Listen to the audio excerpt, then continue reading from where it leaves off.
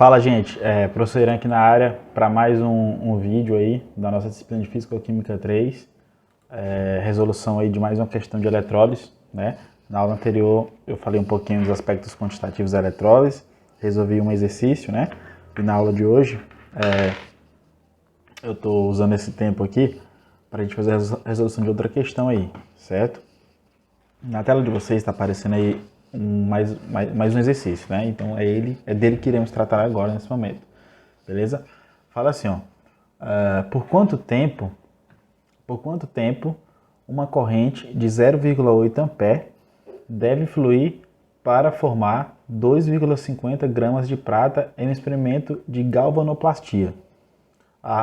Ele fala assim também, a reação no cátodo é prata mais, né, Ag mais, aquoso, mais elétron, formando Ag mais sólido, formando prata sólida, beleza?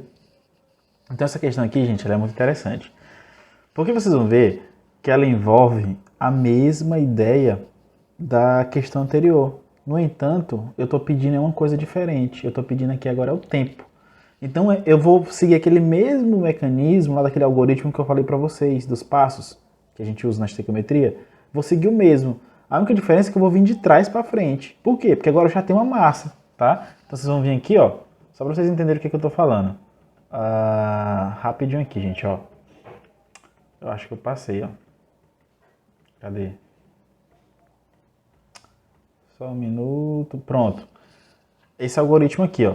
A gente vai vir de trás para frente. Por quê? No primeiro exemplo, eu saí da corrente do tempo e vim aqui encontrar a massa, né? Eu percorri todo esse caminho aqui no meu primeiro exemplo. Eu percorri o caminho nesse sentido. Aqui agora não. Eu tenho a massa da substância. E aí eu quero chegar aqui no tempo. Então eu vou percorrer todo esse caminho com as minhas regras de 3, com as minhas estequiometrias, até chegar aqui no final, que é o que eu estou precisando na questão lá, que é o tempo. Beleza? Então vou percorrer um caminho inverso. Então vocês percebem que esse algoritmo é muito interessante, que ele consegue relacionar as grandezas aqui, seja de forma direta, né, saindo da corrente e vindo para gramas, ou seja da forma inversa, saindo da grama e vindo lá para a corrente, que no caso eu poderia calcular a amperagem, e aí no caso aqui eu estou calculando o tempo. Beleza? Então é importante vocês terem ideia em relação a isso. Beleza? Então o que a gente está pedindo aqui agora é o tempo, tá? Eu já tenho a corrente e já tenho a quantidade de massa que foi formada, certo? Então agora vamos prosseguir aí. Primeira coisa que vamos precisar aqui calcular, gente. Primeira coisa que vamos precisar calcular é o número de mols de elétrons necessários aqui nesse processo, tá? Percebe que eu estou vindo de trás para frente. Então se eu já tenho a massa da prata, eu consigo calcular o número de mol de prata.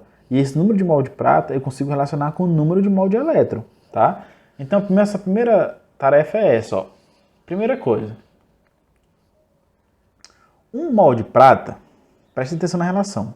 1 mol de prata equivale a 107,9 gramas de prata. De onde foi que veio essa relação aqui, professor? É a relação da massa molar, né? A massa molar da prata é 107,9 gramas por mol. Ou seja, esse 107,9 gramas equivale a 1 mol. Então, 1 mol de prata tem 107,9 gramas de prata. A minha questão, ela fala que eu tenho 2,50 gramas de prata. Esse 2,50 gramas de prata equivale a quantos mols? Só aquela velha regra de 3, né? A gente vai, faz a regra de 3 aqui, calcula o valor de x, vai achar um x igual a 0,0231 mol de prata. Tranquilo, certo? Então agora eu já tenho a quantidade de matéria de prata. Então percebe que lá do meu algoritmo, eu saí da gramas de prata e já estou aqui agora em mol de prata. Já percorri uma casa lá naquele algoritmo. Agora, o que eu vou fazer? Eu vou sair dessa casa, que trata do mol da substância oxidada ou reduzida, que é esse mol aqui de prata, e vou para a casa seguinte. Qual é a casa seguinte? É o número de elétrons que está sendo utilizado aí nesse processo. Então a gente vai fazer isso aí agora, tá? Então é o seguinte, ó. Pela minha reação aqui, ó, olhem aqui para a minha reação. Pela minha reação, eu tenho que 1 mol de elétron, ele está associado a 1 mol de prata sólida. Então aqui, gente, ó, a minha relação estequiométrica entre mol de elétron e mol de quantidade de matéria é de 1 para 1, tá? É de 1 para 1. Então é por isso que vai aparecer essa relação aqui, ó. 1 mol de elétron está associado com 1 mol de prata, beleza? E agora, na minha questão, eu já tenho o número de mol de prata aqui da minha eletrólise específica, que é 0,0231. Eu quero saber quanto de elétrons, o quanto de elétrons é equivalente a essa quantidade de mol de prata que eu tenho aqui, tá? Então eu vou e faço a regrinha de 3, né? 1 mol de elétrons está associado a 1 mol de prata. Portanto, 0,0231 mol de prata está associado a quantos mol de elétron? Então você vai de novo, fazer a regrinha de 3 e vai achar o valor de Y. Y vai ser igual a 0,0231. Por que, professor, que é o mesmo valor? Porque a relação é de 1 para 1. Não precisava nem fazer a conta. Beleza? Então aqui agora eu já tenho o número de mol de elétrons. Percebe que eu estou percorrendo as casinhas lá do meu algoritmo? Ó, eu saí de gramas de prata, aí vim para mols de prata, agora eu já estou em mol de elétron. Beleza? Então a gente já percorreu todo esse caminho para calcular. Agora, eu já calculei a minha primeira parte aqui, ó. A primeira, ponto 1 era calcular o número de mol de elétrons. Beleza, já calculei, então tá tranquilo. Agora eu vou para o ponto 2. O que é o ponto 2, professor? É calcular a quantidade de carga. Como que calcula? É só você associar o número de mol de, 1 mol de elétrons com a constante de Coulomb, 96, com a constante de Faraday, 96.500, né? E aí depois você vai pegar esse mol de elétrons aqui e associar com o número X. Beleza? E aí você vai saber a quantidade de carga que está associada a essa quantidade de elétrons aqui. Então a regra de 3 é essa, ó. De novo, ó. 1 mol de elétrons equivale a 96.500 Coulomb.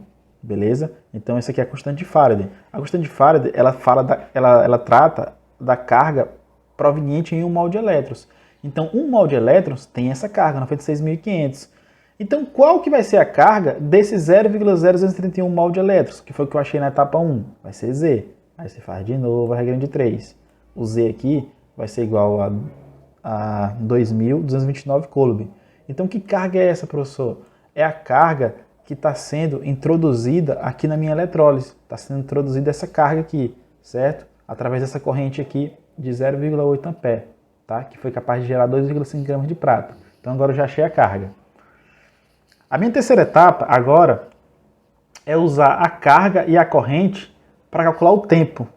E aí agora vai ficar muito fácil. Por que vai ficar muito fácil? Porque vocês já sabem, ó, carga, a minha carga é igual a corrente vezes o tempo. Beleza? A carga, eu tenho? Tenho. Acabei de calcular. Ó, a carga está aqui, ó. Acabei de calcular.